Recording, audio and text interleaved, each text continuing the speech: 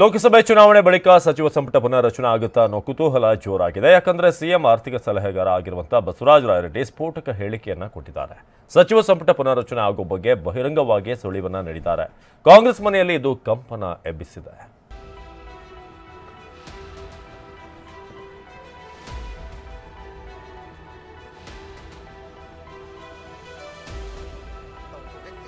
ಮಂತ್ರಿ ಪಟ್ಟಕ್ಕಾಗಿ ಕಾಂಗ್ರೆಸ್ ಮನೆಯಲ್ಲಿ ಕೆಲ ಶಾಸಕರು ಸಿಡಿದೆದ್ದಿದ್ದಾರೆ. ಇನ್ನೊಂದು ಕಡೆ 3 ಡಿಸಿಎಂ ಹುದ್ದೆ ಸೃಷ್ಟಿ ಮಾಡಬೇಕು ಅಂತ ಕೆಲ ನಾಯಕರು ದಾಳ ಉರುಳಿಸಿದ್ದಾರೆ. ಇತ್ತ ಲೋಕಸಭಾ ಚುನಾವಣೆ ಬಳಿಕ ಸಚಿವ ಸಂಪುಟಕ್ಕೆ ಮೇಜರ್ ಸರ್ಜರಿ ಆಗೋ ಸುಳಿವು ಸಿಕ್ಕಿದೆ. ಇದಕ್ಕೆ ಇಂಬು ನೀಡುವಂತೆ ಜುಲೈನಲ್ಲಿ ಸಿದ್ದರಾಮಯ್ಯ ನನ್ನ ಮಂತ್ರಿ ಮಾಡ್ತೀನಿ ಎಂದಿದ್ದಾರೆ ಅಂತ ಬಸವರಾಜ ರಾಯರೆಡ್ಡಿ ಹೇಳಿಕೆ ನೀಡಿದ್ದಾರೆ.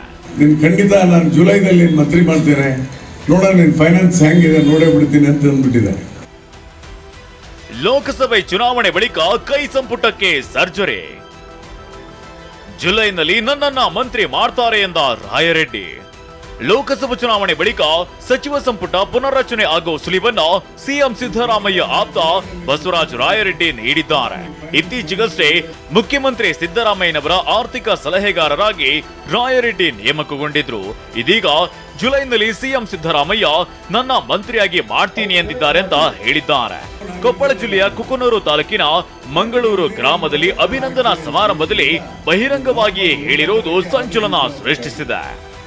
ಮತ್ತೆ ಸಿಎಂ ಹೇಳಿದ್ರು ಸಿದ್ದರಾಮಯ್ಯನವರು, ನೀನು ಸದ್ಯಕ್ಕಾಗಲೇಬೇಕು. ಇನ್ನು ಸರ್ಕಾರ ರಚನೆ ಸಮಯದಲ್ಲಿ ಮಂತ್ರಿಯಾಗಿ ಅಂತ ಹೇಳಿದ್ರು.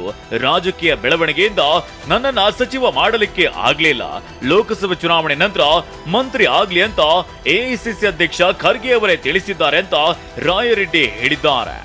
ಇವತ್ತು ನನಗೆ ಆರ್ಥಿಕ ಸಲಹೆಗಾರರ ಜೊತೆಗೆ ಸಂಪುಟದ ದರ್ಜೆಯ ಸ್ಥಾನಮಾನಗಳನ್ನು ಕೊಟ್ಟು ಶಿಫಾರಸು ಮಾಡಿದ್ರೆ ಮಕ್ಕಳಾಗಲ್ಲ ಎಂದ ಬಿಆರ್ ಪಾಟೀಲ್.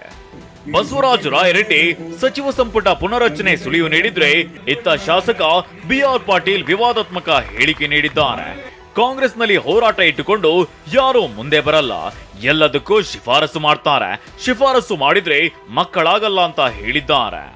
ಅದು ಶಿಫಾರಸಿಂದ ಎಲ್ಲ ಮಂತ್ರದಿಂದ ಮಕ್ಕಳಾಗಲ್ಲ. 3 ಡಿಸಿಎಂ ಹುದ್ದೆ ಸೃಷ್ಟಿಸುವಂತೆ ಕಾಂಗ್ರೆಸ್ನ ಕೆಲ ನಾಯಕರು ಸೊಲ್ಲೆತ್ತಿದ್ದಾರೆ. ಇತ್ತ ಲೋಕಸಭಾ ಚುನಾವಣೆಗೆ ಕೆಲ ತಿಂಗಳು ಬಾಕಿ ಇರುವಾಗಲೇ ರಾಯರೆಡ್ಡಿ ನೀಡಿರೋ ಹೇಳಿಕೆ ಕಾಂಗ್ರೆಸ್ ಕೋಟೆಯಲ್ಲಿ ಕಂಪನ ಎಬ್ಬಿಸಿದೆ. ಕೊಪ್ಪಳದಿಂದ ಸಂಜಯ್ ಜೊತೆ ದತ್ತಾತ್ರೇಯ ಪಾಟೀಲ್, TV9 ಕಲಬುರಗಿ.